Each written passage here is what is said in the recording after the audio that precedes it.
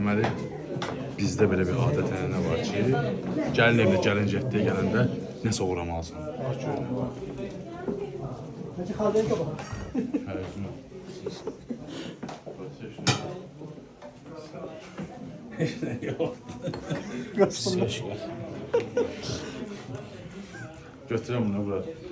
Nə məsələ görürsən? Əslində xanımlardan biri deyir ki, kola götür. Mən kola neyinəm? Kola yoxdur. Qonaq otağı Stakan da yok. Yan budur. Gəlirəm. Gəlirəm bura, bura. Görək nə edirik. O bir otaqlar var orada.